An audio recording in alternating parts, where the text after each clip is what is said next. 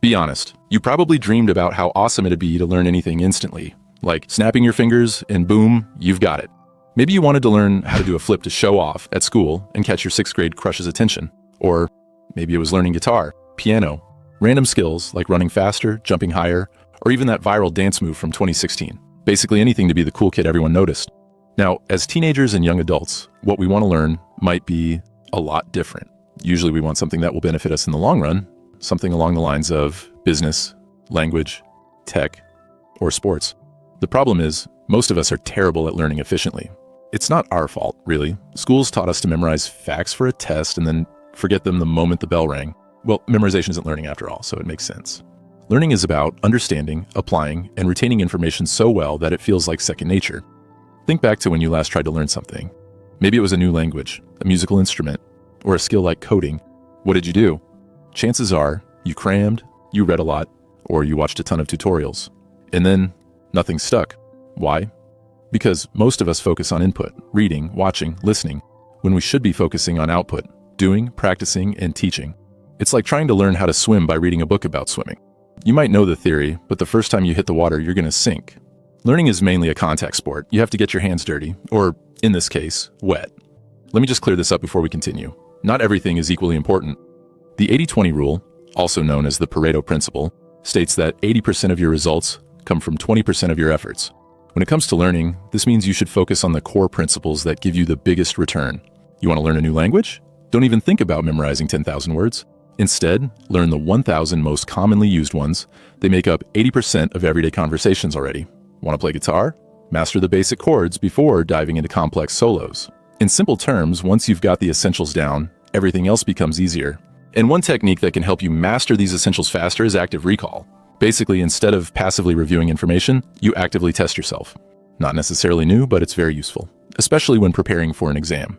Let's say you're trying to learn history. Instead of rereading the same paragraph about World War II for the 10th time, close the book and try to recall what you just read. It forces your brain to work harder, which in return strengthens your memory. Think of it like lifting weights, but for your brain. If you just stare at the dumbbells, you're not going to get stronger. You're going to have to pick them up and do the work. But that doesn't necessarily mean you should start overloading your brain. Cramming feels productive in the moment, but it's a short-term solution. The spacing effect, on the other hand, is a long-term game. This principle states that you learn better when you spread out your study sessions over time, ideally 30 to 60 minutes a day throughout the week if possible. Here's why. Every time you have to revisit a topic, your brain has to dig it out of your storage. The more times you do this, the stronger the connection becomes. It's like carving a path in the woods. The first time through, it's rough and overgrown. But with each pass, the path becomes clearer, and eventually easier to navigate. So instead of studying for 6 hours straight, break it into 6 one-hour sessions over a week. Your brain and your sanity will thank you.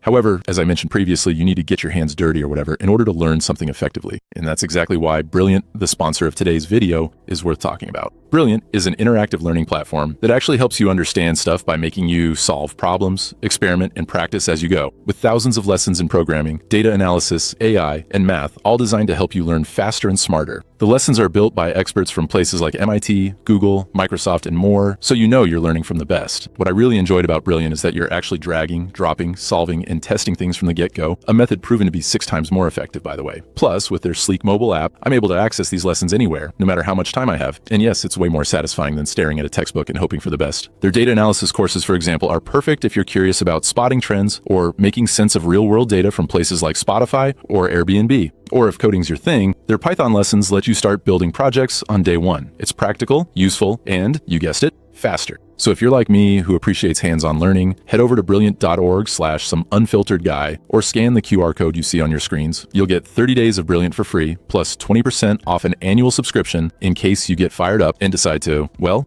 get Brilliant. Once again, thanks to Brilliant for sponsoring this video. Okay, so remember the swimming analogy. This is where it really comes into play. If you want to learn faster, you need to practice. But not just any practice, deliberate practice. Deliberate practice means focusing on the areas where you're weakest, not just coasting through what you already know. It's uncomfortable, sure, but that's where the growth happens. For example, if you're learning to draw, don't just sketch the same anime characters 69 times.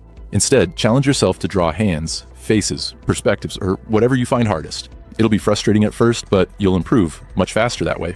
Another unpopular way that will significantly help you learn faster is to teach it. It sounds counterintuitive, I know. How can you teach what you don't fully understand? But that's the point. You see, when you teach, You're forced to organize your thoughts and explain concepts clearly.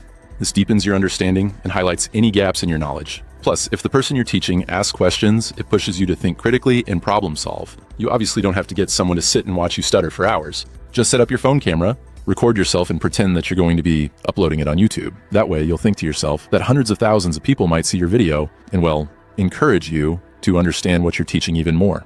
It's like the old saying, you don't really know something until you can explain it to a 5-year-old.